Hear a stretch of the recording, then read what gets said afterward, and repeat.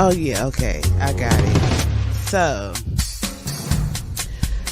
the top you this is midnight. Yeah, so this is midnight with Mika. Also known as Mouth Off with Mika. But tonight we're gonna talk about some things.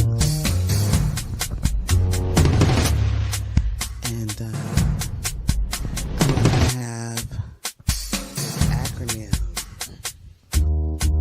Sex. Everybody when you hear the word sex, you think it's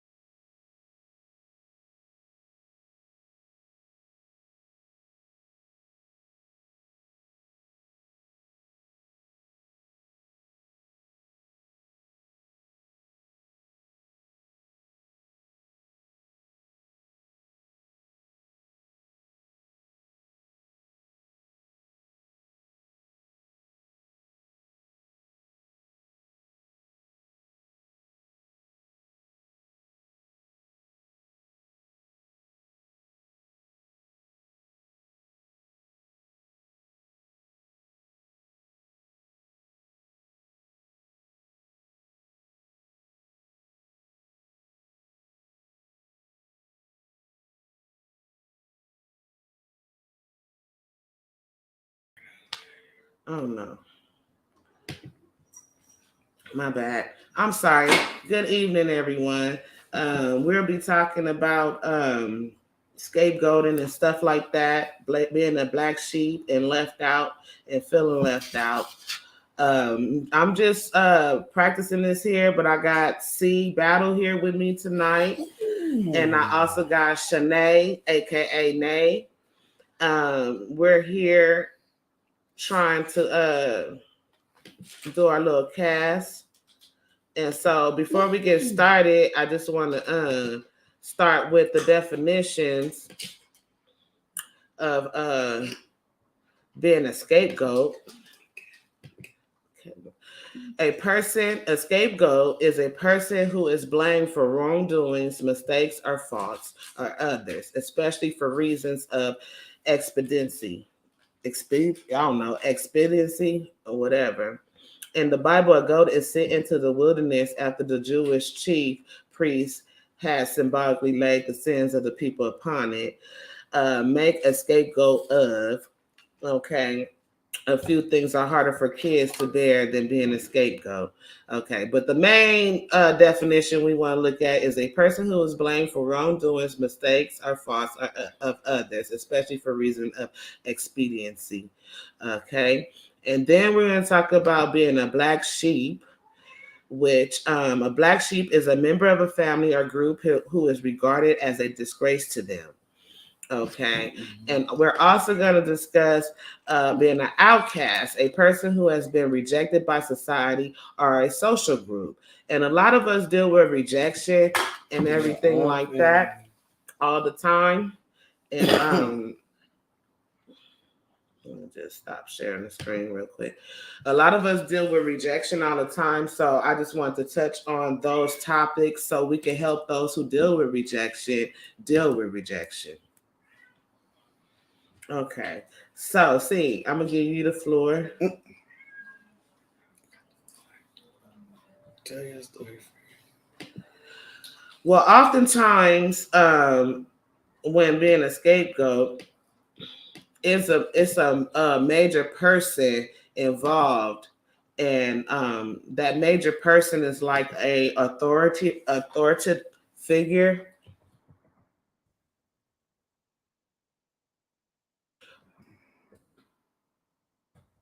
Why?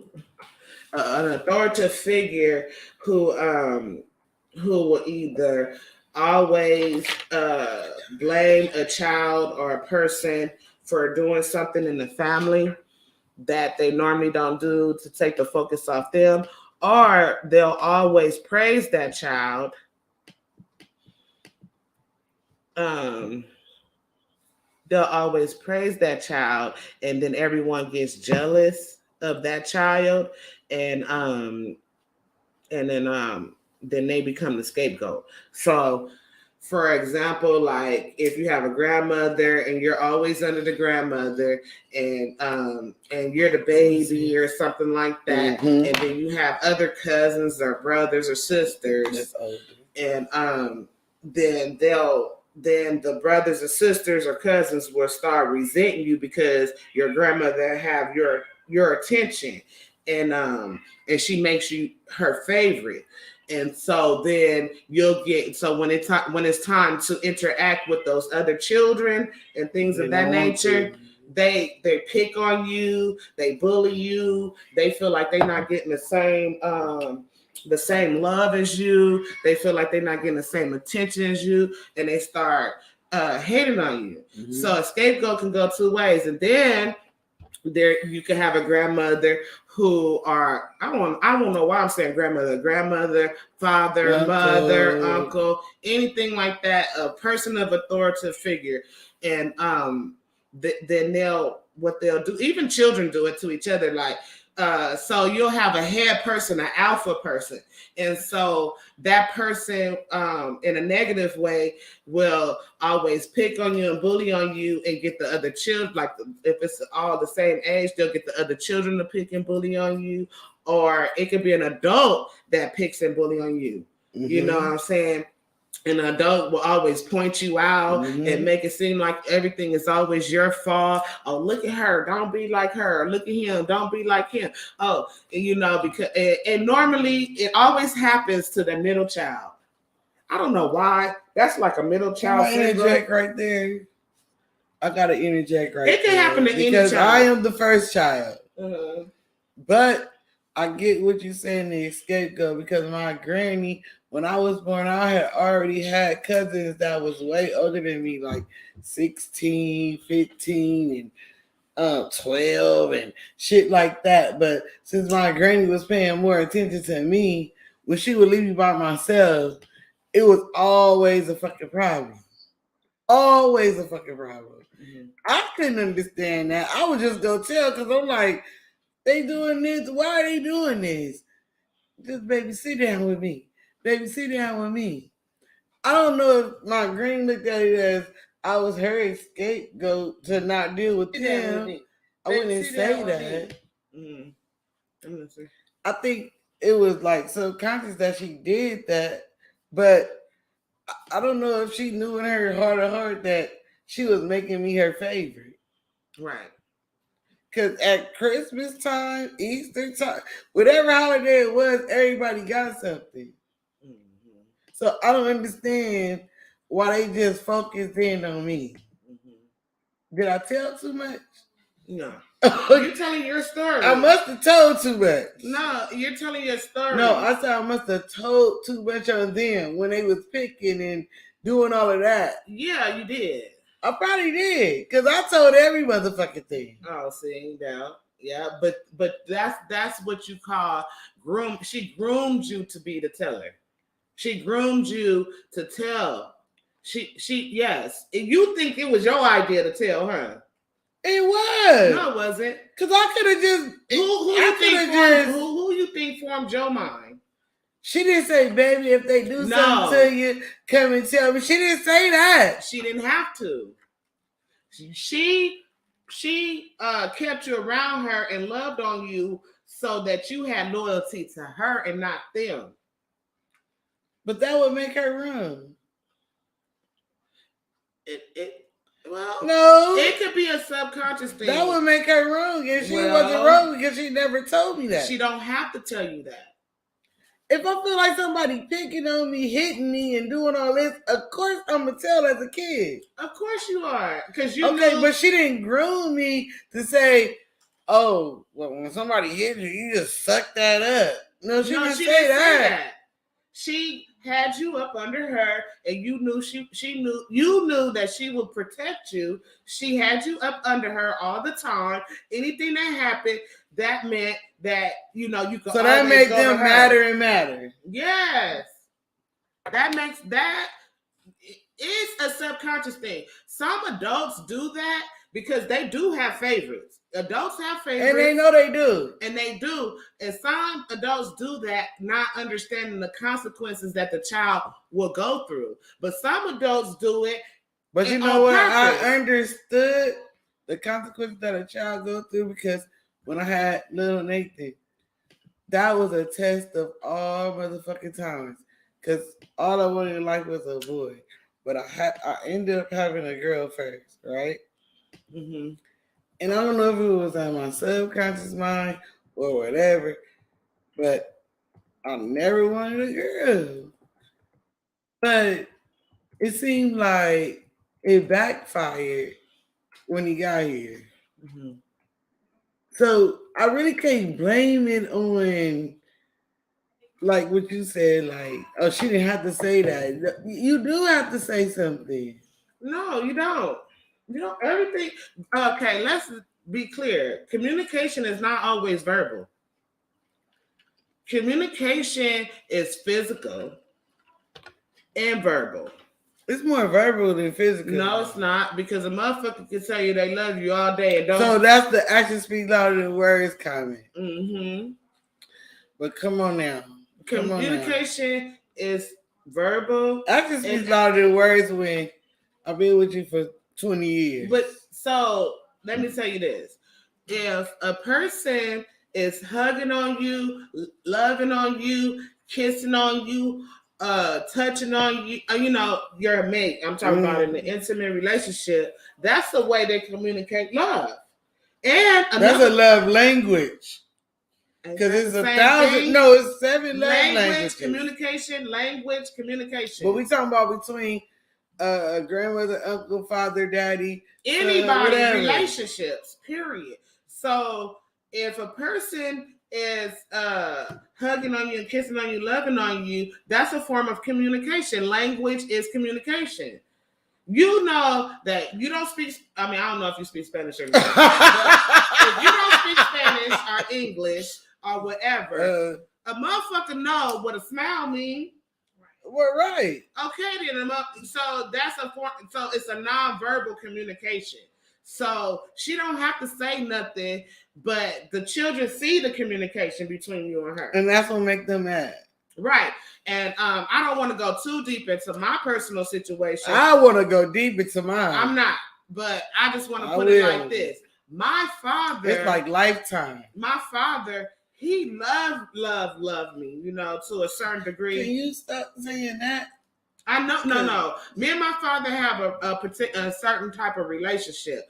Like when I was a little girl, whatever, when he come by, when I was young enough, when he would come over, I'll jump into his arms and hug him and kiss him. And I remember when I was an adult, right? And no shade to my brother, but when I was an adult and I first came back from Texas when I was like 27 years old and I saw my daddy, I jumped on him again, right? And my brother was like, "You too big to be jumping on him like that." I'm like, "Who are you? That is my daddy." You feel me? And so growing up, my dad showed me this profound love, right? And so when I got this particular love, I noticed that a lot of females in the family didn't like it. And so, and I'm not gonna name no names or say nobody in particular, but it was a lot of grown people that used to say mean things to me. Right. That were women. Right. It was a lot of it was just a lot of how are you a woman in my family mad about the love my daddy giving me? Right. And so my mama. So I liked it to think that men didn't really see, as a man, he really didn't see it or whatever, because women are very tricky. You know, the thing about you is you never see the man fault in anything they do. Like, and I've been telling you that for years. I said I liked it to think that. No, you love to think that. Yes. And so, you know, at some point I have to hold my dad accountable because for certain things, you know what I mean? And I love my daddy. He's the best thing that I ever had in my life. But it's certain issues that I do have with him. You know what I mean? What about your dad, Nate? Well, with my dad, it wasn't like no lovey, huggy, touchy. Never? Growing up, never. And so he never came home, all the kids, cause he give a hug or nothing? No, not even after. Just ate dinner and went to sleep? Well, yeah, pretty much. As far as you can remember? In the streets a lot. He was. But when he came home? No. Even to this day, I have to say I love you first when we hang up the phone, and then he says it back in different things. That's it's crazy. Because of underlying things that happen in the family with males in the family that I think make. See, everything can corrupt something in the family that make a person look at you differently. And it's like a Lifetime story. Like when you look at Lifetime and you see the underlying story that really happened to somebody, and you be like, shit, I can relate to that shit. Right. Now, let's get to the black sheep. That's what we talking about right now. No, we was talking about Scapegoat. No, we were talking about black sheep right now. No, how she got turned into the black sheep. We were talking about Scapegoat. Because of the males in the family. What happened? I missed it. I'm sorry. No, that's Oh, go ahead. But I'm sorry, Shanae. Can you just reiterate real quick? I'm sorry.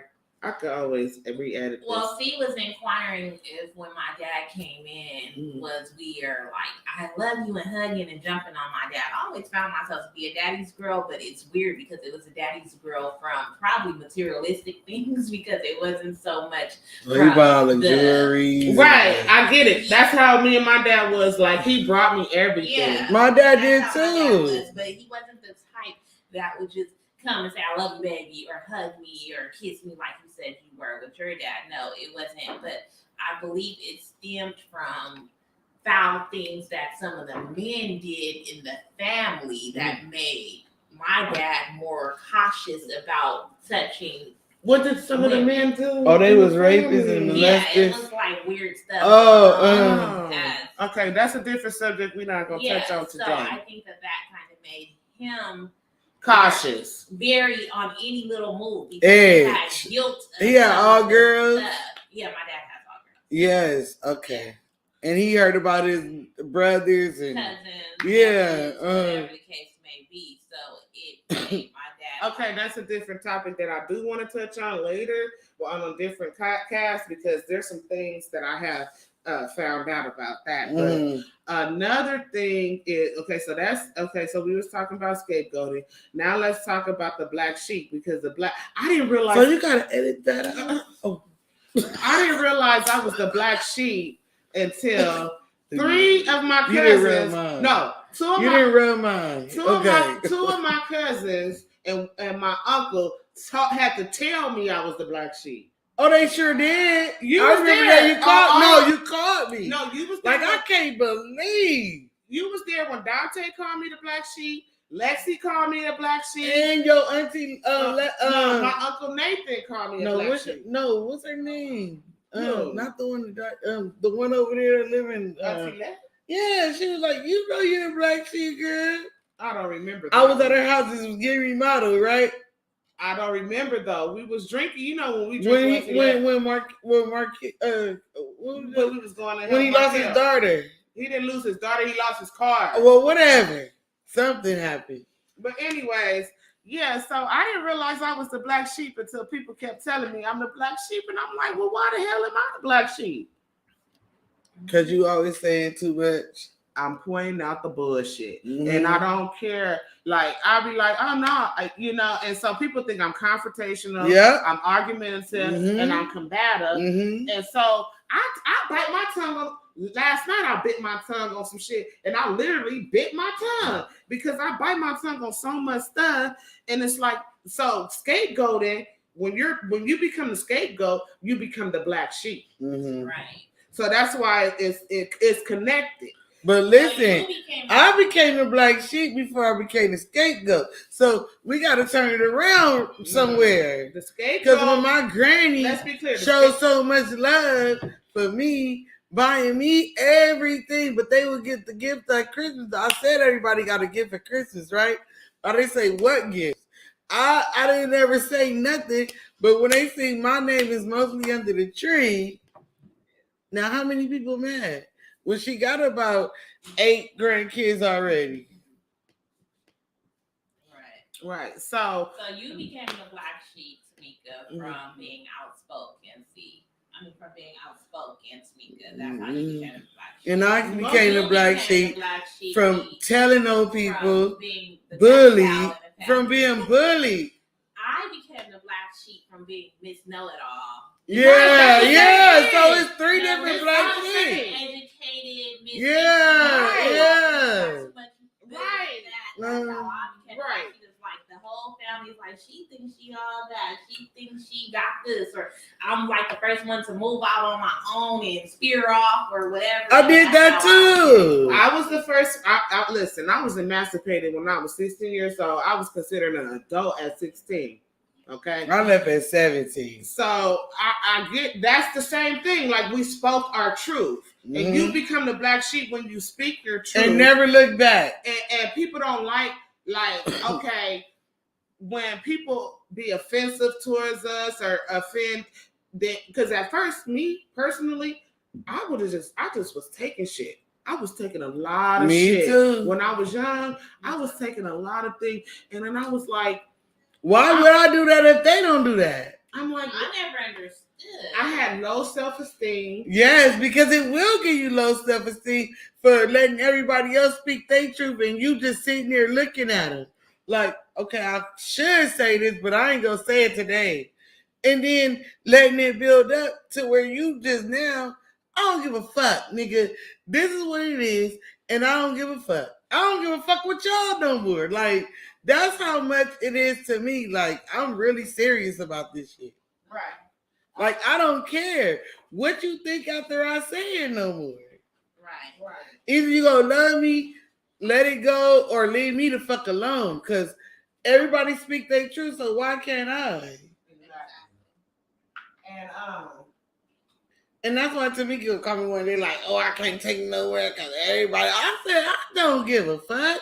Don't take me nowhere because as long as I'm on this earth, as long as I got air to breathe, I'm going to say what the fuck I want to say because everybody else do. And nobody criminalized them for saying it. And yeah, I do agree with that. I did say that. And I have to think about that like, everybody else is getting drunk. Everybody else is talking shit. Everybody else is loud. Why do I have to try to tame my friend from being who the fuck she is? Everybody else being who they are. So why do I have to keep telling her or calm down?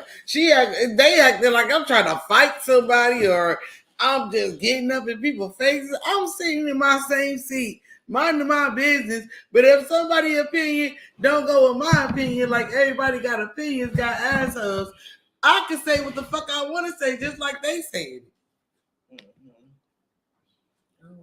I don't understand how that was a problem. It was a serious problem. Well, I don't care. Can we see everybody on here? No. You can see me. But I don't care. Yeah. I'll put it on YouTube. Okay. All right. I don't care. And note it. I don't give a fuck. Okay? Because everybody got opinions, and everybody's opinion ain't gonna agree with everybody's fucking opinion. So why should I agree? Right. If I don't fucking feel like it. Yeah. So made me smoke a cigarette on podcast, okay? Because this has really got me heated because the motherfucking black sheep, if you look back into your life and you look at everything, the person that you naming a black sheep shouldn't even be the black sheep because that black sheep always come out to help you, in the herd. Hello? I ain't even gonna touch on that. Oh, well, dumb. That's different. That's too deep for me. We got all white sheep in this herd that ain't never did nothing and nobody said nothing, crossed nobody did nothing. But the black sheep is the one they looking at because they think black is bad. Mm-hmm. But the black sheep is the one when they get down on their luck is who they coming to. Girl, you preaching to the choir. I'm gonna leave that one alone because that's a deep rooted thing for me. I'm trying to get this. Go shit read right. the Bible there. Huh? After you done read it 500 times, go read it one more time. I will give a script on that. Yeah, go read it. What did it say? The Lord, the Most High will make your enemies your footstool. And will I stand on it? Will I stand on that motherfucking serpent ass neck? Yes, the fuck I will. Quickly. Because that same motherfucker that tried to blindside you. Oh, I'm sorry. That same motherfucker that tried to blindside you is gonna be the motherfucker standing under my motherfucking foot. Right. This little piece of hair. I don't care.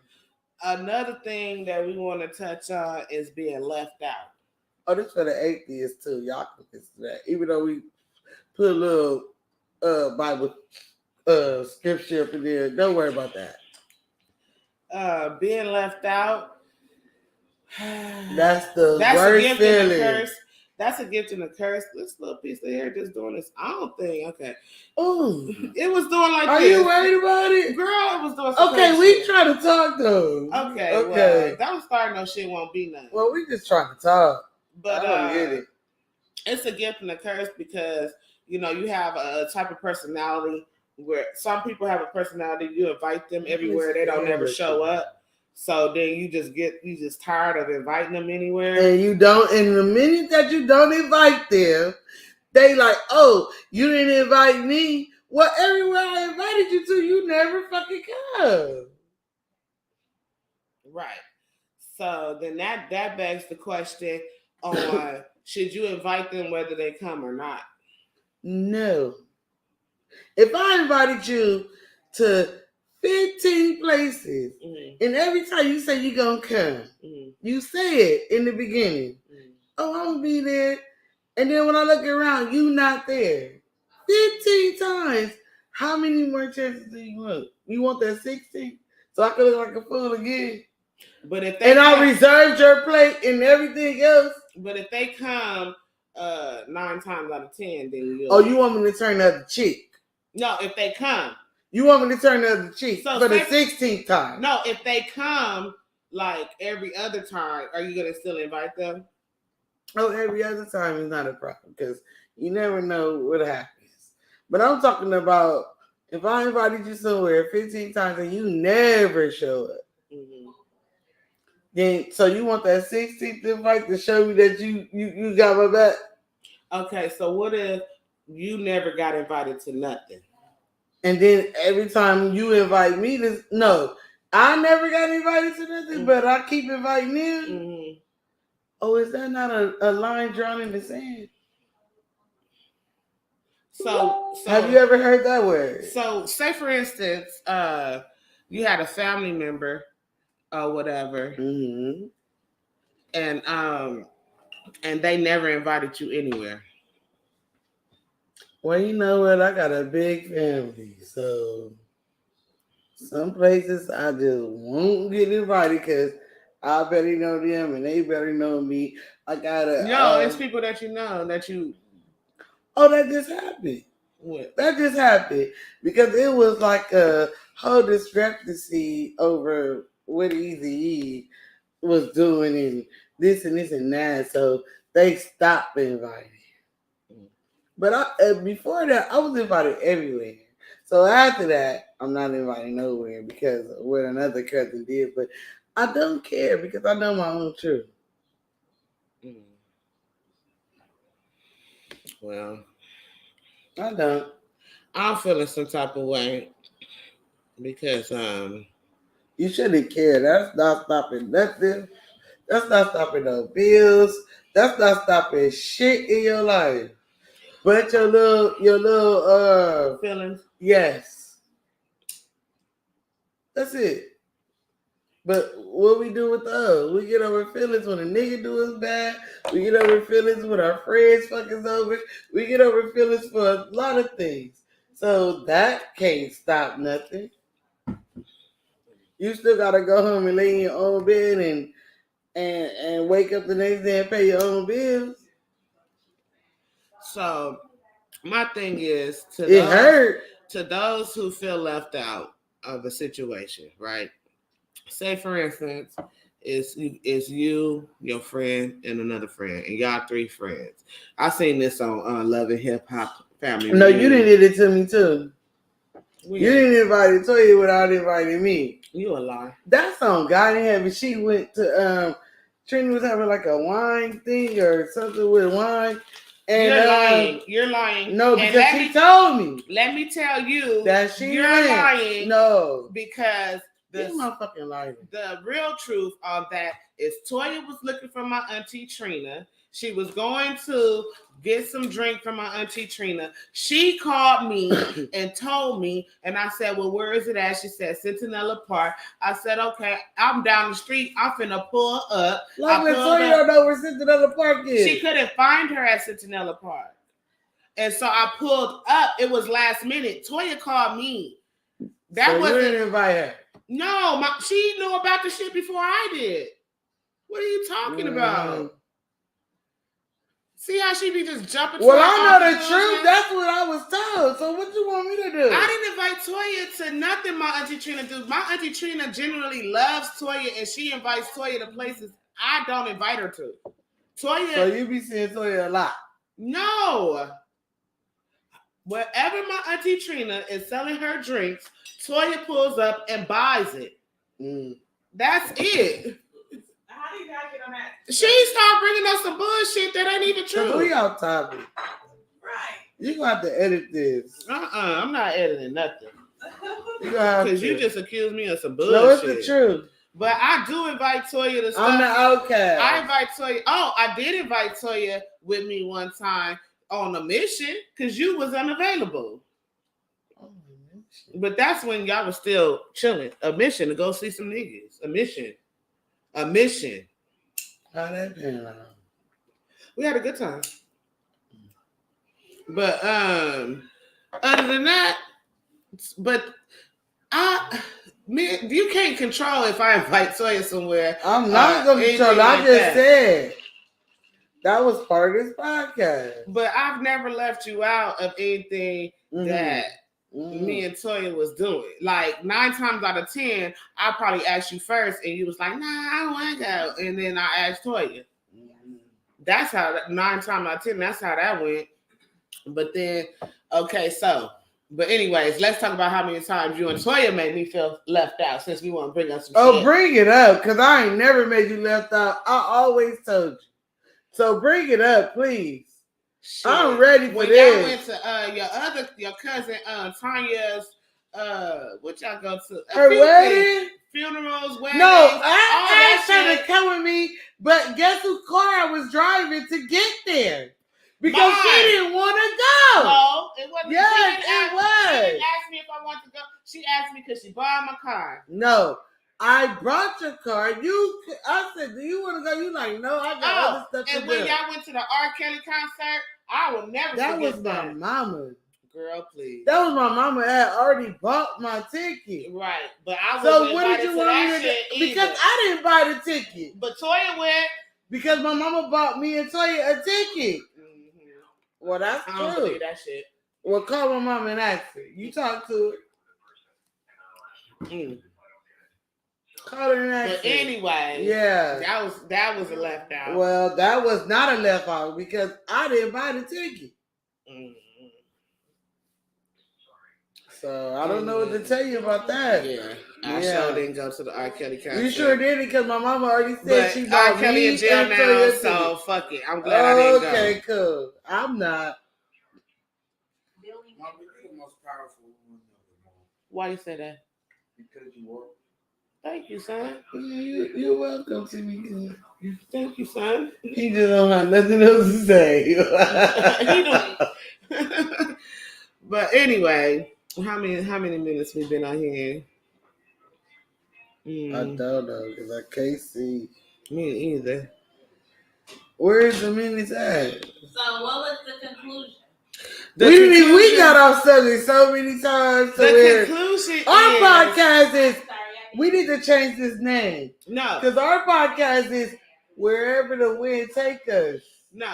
That's our podcast. Well, here's the conclusion. Whether you are the black sheep, the scapegoat or you feel left out, that's not our fuck them motherfuckers, because you're not left out, you're not a scapegoat, you're not a black You are sheep. your own You fucking stand person. out. You stand out. And they don't like the fact that you stand out and you're your own person. You're an individual. You don't follow trends. You don't follow nobody. You set the trends. And that's who you are. And that's the bottom line on that. And this. So me setting my trend got her mad right now. No. Yes. You left me out of that. I didn't leave you out of shit. And I'm not mad. I don't care. Mm-hmm. I don't care about that. Okay. And there's going to be a lot of controversy on this podcast because all we do is argue all day. So I'm glad that y'all know that right now. Okay. You're going to hear a lot of cursing, a lot of this, a lot of that. But stay in tune and let us know what you think. For 1 second. Hold on. What the heck? What's this shit? All right, you guys. So, what the fuck? I don't want this up here. I'm still trying to work out this shit. Every fucking conversation we gonna have, we gonna argue. That's crazy. Mm-hmm. I didn't even get to tell my daddy this. So anyway, I'm Mika Wash and that's C Battle, and Shanae went somewhere else, and we're gonna end this. But love yourself and love each other. Peace and love. Those that create the scapegoat. But you know what? Fuck peace and love, okay? Because sometimes a person will push you there. And we out of here. Let me get my gold book. Oh, well.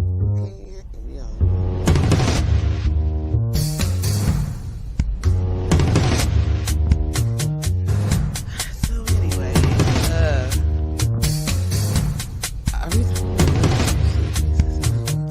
oh yeah, okay, I got it. So the top, this is Midnight. Yeah, sorry. This is Midnight with Mika. Also known as Mouth Off with Mika. But tonight we're gonna talk about some things. And I'm gonna have acronym. Sex.